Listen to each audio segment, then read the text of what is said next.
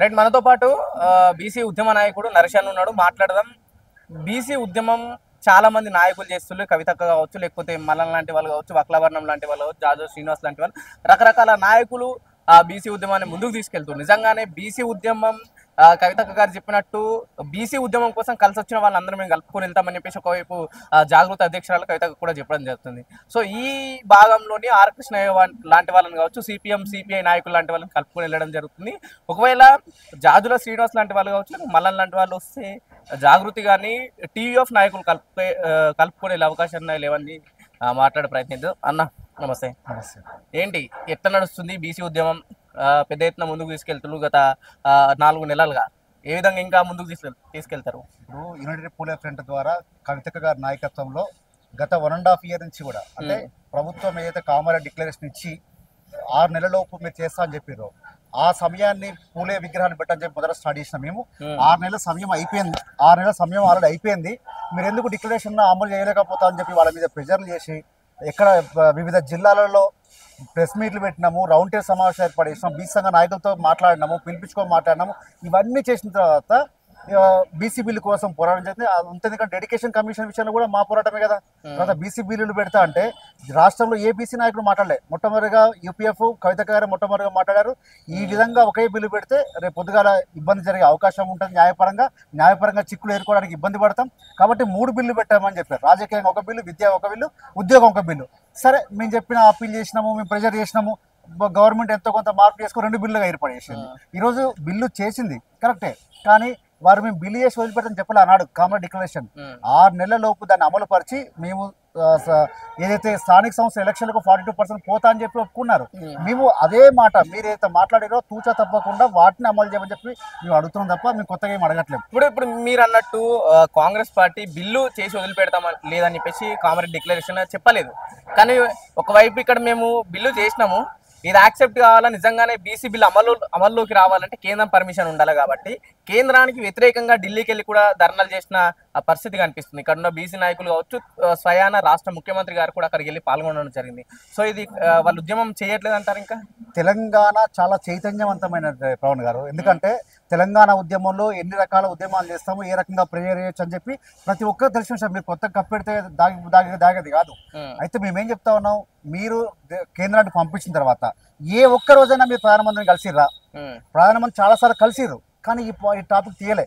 అంటే దాదాపు 60% ఉన్నటువంటి బీసీల మీద మీ యొక్క చిన్న చూపు ఎందుకు ఉంటుంది? కేవలం ఓట్లు సీట్ల కోసమే మీరు బీసీ బిల్లు పెట్టేసి తర్వాత కేంద్రం పంపించేసి మేము మా చేతులు లేదు, వాళ్ళ కోట్లో వదిలేసామని చెప్పి వదిలేస్తే మాత్రం ఊరుకునే ప్రసక్తే లేదు.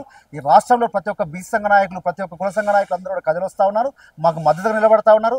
ఏ పార్టీకి సంబంధం లేకుండా ఒక బీసీ సంస్థ ముందుకు పోతా ఉంది, ఒక జాగృత సంస్థగా మేము ముందుకు పోతున్నాం. కాబట్టి పార్టీలకు అతీతంగా మా మద్దతు దొరుకుతూ ఉంది. పార్టీలకు అతీతంగా, కులాలకు అతీతంగా, కులాలు ఒక విషయం ఏంటంటే, గొప్ప విషయం ఏంటంటే, బీసీల రిజర్వేషన్ కోసం చేసినటువంటి ఈ యొక్క కార్యక్రమానికి ఎస్సీ సంఘాలు కానివ్వండి, ఎస్టీ సంఘాలు కానివ్వండి, కార్మిక సంఘాలు కానివ్వండి, ఇవన్నీ మేము ఉంటాము, మేము డైరెక్ట్గా ప్రత్యక్షంగా పాల్గొంటామని చెప్పి మాకు లెటర్ల ద్వారా మద్దతు చెప్తా ఉంటే నిజంగా చాలా సంతోషం అనిపిస్తూ ఉంది. ఈ ఐక్యతతోనే మేము ముందుకు పోతాం. రాబోయే రోజుల్లో అది రైలు రోక కానివ్వండి, ఇంకేదైనా తీసుకున్నట్టు ఈ ఐక్యతను ముందుకు పోయి ఖచ్చితంగా వాటి విజయవంతం చేస్తాం. కానీ బీసీ ఉద్యమం తెలంగాణలో పెద్ద ఎత్తున ముందుకు వచ్చింది. ఈ దీంట్లో చాలా మంది నాయకులు కూడా ముందుకు వస్తున్నారు. అటు పార్టీకి సంబంధించిన నాయకులు బీసీ ఉద్యమం పేరుతో ముందుకెళ్తాం. బీఆర్ఎస్ నుంచి కవిత లాంటి వాళ్ళు కావచ్చు, లేకపోతే కాంగ్రెస్ పార్టీ నుంచి మల్లన్ లాంటి వాళ్ళు, లేదంటే జాతుల శ్రీనివాస్ లాంటి వాళ్ళు కూడా ముందుకు వస్తున్నారు. సో వీటన్ని చూస్తే ఏమనిపిస్తుంది? ఎందుకంటే కవిత గారి నేతృత్వంలో, మీలాంటి వాళ్ళ నేతృత్వంలో వాళ్ళందరినీ కలుపుకోపోయే అవకాశం ఉందంటారా? ఇప్పుడు మల్లన్న గారు మాట్లాడుతూ ఉన్నారు, ఈ రోజు న్యూస్ లో చూసాం మేము. ఆయన అంటాడు బీసీల గురించి నువ్వెవరు మాట్లాడడానికి అని మాట్లాడతాడు. అదే నాయకుడు మొన్న సమావేశాలు పెట్టేమన్నాడు, మా నేత రాహుల్ గాంధీ గారు బీసీల కోసం పోరాడుతుందని చెప్తున్నాడు. మరి రాహుల్ గాంధీ ఎవరు మల్లన్న గారు? అంటే మీకు ఒక న్యాయం, మాకు ఒక న్యాయం ఉంటుందా? ఇక్కడ రాష్ట్రంలో బీసీల సమస్య అనేది ఎందుకు కులానికి ఆపాదించాలా? ఈ బీసీ సమస్యను కులానికి ఎందుకు రాష్ట్రంలో అందరూ సపోర్ట్ చేయకూడదా? అంటే మేము బీసీ సంఘాలకు గతంలో ఎస్సీలకు ఎస్టీలకు ఇబ్బంది అయితే మేము సపోర్ట్ చేయలేదా? వాళ్ళ సపోర్ట్ మా దగ్గర ఎందుకు రాకూడదు? ఓసీలు మాకు ఎందుకు సపోర్ట్ చేయకూడదు? ఓసీలు అనేది మాత్రం బీసీ సపోర్ట్ చేస్తే ఎక్కడ ఉందా? అంటే చాలా మంది ఈ రోజు మల్లన్న లేవనెత్తిన క్వశ్చన్ మాత్రం ముందు కూడా చాలా మంది లేవనెత్తిలు. సో నిజంగా కవిత ఎవరు? కవిత ఒక ఓసీ ఉండి బీసీ నిందం ఎత్తుకోవడం ఏంటి అని చెప్పేసి కూడా ముందు నుంచే చర్చకు వచ్చింది. మీరు ధర్నాలు పెట్టిన కన్నా ముందు నుంచే ఇట్లాంటి క్వశ్చన్స్ వస్తున్నాయి. సో వాళ్ళందరికీ ఇచ్చే సమాధానం ఏంటి? నిజంగానే కవిత గారు అర్హులారా బీసీ ఉద్యమాన్ని ముందుకు నడిపించడంలో?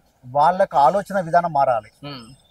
ఆలోచన విధానం మారి కేవలం ఈ బీసీ కాన్సెప్ట్ అంతా నాకే రావాలి మైలేజ్ అని ఒక దురుద్దేశం పోవాలి మల్లన్న గారికి. ఆ తర్వాత నిజంగా పోరాటం చేసే క్రమంలో ఉద్యోగ క్రమంలో తెలంగాణ ఉద్యమం మాకు ఏం నేర్పింది? తెలంగాణ ఉద్యమం కోసం ఎవరు కలిసి వచ్చినా ఏ పార్టీ కలిసి వచ్చినా మేము కలుపుకొని పోయినాం. ఏ ప్రాంతము ఏ ఏరియా చూడలేదు. తెలంగాణలో ఉన్నటువంటి ఆంధ్రప్రదేశ్లో ఉన్నటువంటి సమైక్యవాదులు ఉన్నారు, ఆంధ్రప్రదేశ్లో 2 రాష్ట్రాలు ఉన్నటువంటి వాళ్ళు మేము కలుపుకొని పోయినాం గతంలో. అంటే ఉద్యమ స్వరూపం ఏ రకంగా ఉండాలంటే అన్ని కలుపుకొని పోవాలి. మొత్తం క్రెడిట్ అంతా నాకే రావాలని ఒక కుటీర నీతి రాజనీతితో చేస్తారు కదా, వాళ్ళకి మాత్రమే సమస్యలు ఏర్పడతాయి. నేను అడుగుతా ఉన్నాను, ఏం అడుగుతా ఉన్నానంటే మీరేం మాట్లాడుతూ ఉన్నారు? ఒక మహిళను పట్టుకొని ఈరోజు ఆత్మ బలిదానం చేస్తారా అని చెప్పి మాట్లాడుతున్నారు. దీనికంటే దిగజాడుతారని ఇంకొక మాట కాదు. నిజంగా బీసీల కోసం నిలబడ్డ ఆవిడ మీరు ఈ మాట అన్నారంటే ఖచ్చితంగా బీసీలందరూ కూడా అవమానపరిచినట్టే. ఇంకొక విషయం చెప్తా ఉన్నాను. ఈరోజు వారు ఎవరైతే మల్లన్న గారు మాట్లాడుతూ ఉన్నారో ఉద్యమ స్వరూపం తెలియకుండా ఈరోజు ఢిల్లీకి ఎందుకు పోతా ఉన్నారు? మేము ఒకటే అంటున్నాం, మొదలు పెట్టిన కాంచి కూడా మాకు తెలుసు ఏ రకంగా ఉద్యమ స్వరూపం చేయాలని. ఒకవేళ రైలు రోకోని చేస్తే, రైలు రోకో కార్యక్రమం ఏర్పాటు చేస్తే రాష్ట్ర ప్రభుత్వం మీద ఒత్తిడి పెరుగుతుంది, కేంద్ర ప్రభుత్వం మీద ఒత్తిడి పెరుగుతుంది. తద్వారా ఇటు రాష్ట్ర ప్రభుత్వం అఖిలపక్షాన్ని తీసుకుపోయే అవకాశాలు ఉంటాయి, కేంద్రం కూడా చర్చ చేసే అవకాశం ఉంటుంది రైలు రోకో ద్వారా.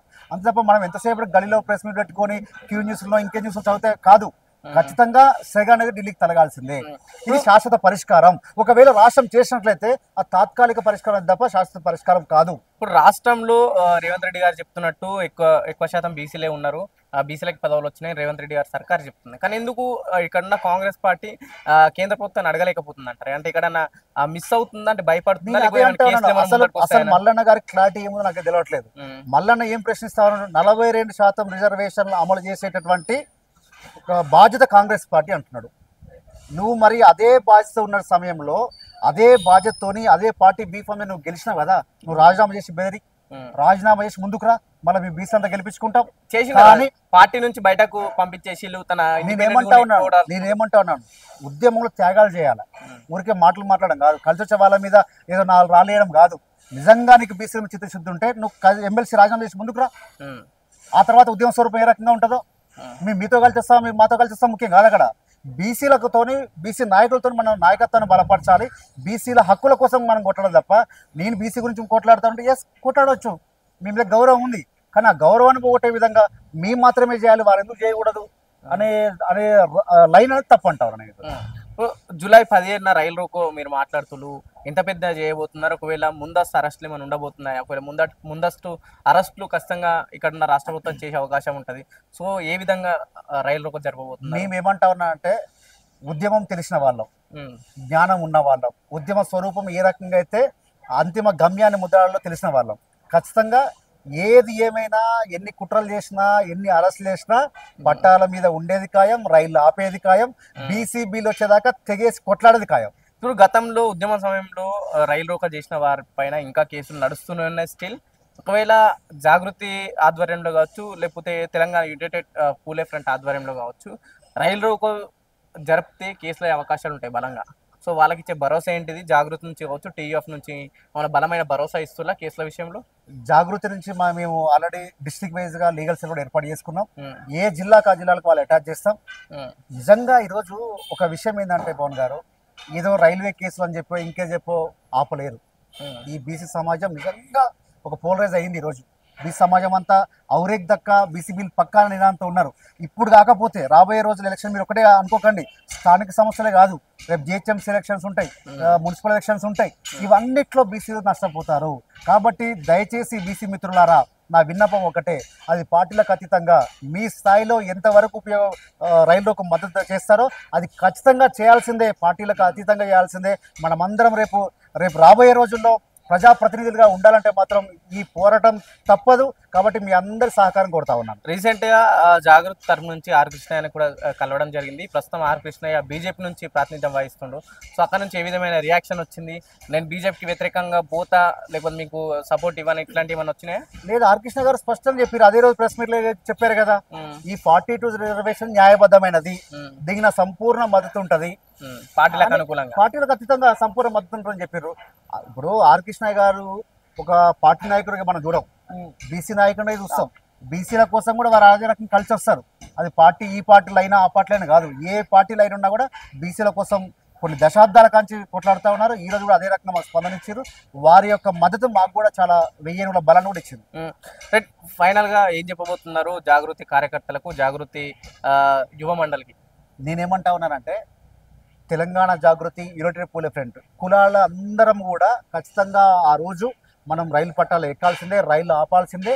ఆపితేనే మన నినాదం ఢిల్లీ దాకా చేరుతుంది, ఢిల్లీ దాకా చేరితేనే మనకు న్యాయం జరుగుతుంది. కాబట్టి ఈ ఒక్కరోజు కనుక గతంలో తెలంగాణ సమాజం అంతా కూడా ఎన్నో సందర్భాల్లో సహకరించింది, తెలంగాణ ఉద్యమ సమయంలో సహకరించింది, చాలా సందర్భాల్లో సహకరించింది. కాబట్టి ఈ బీసీల కోసం, రాష్ట్రంలో ఉన్నటువంటి 60% ఉన్నటువంటి బీసీల కోసం దయచేసి ఎవరు ఇబ్బందిగా పాల్గొవద్దు.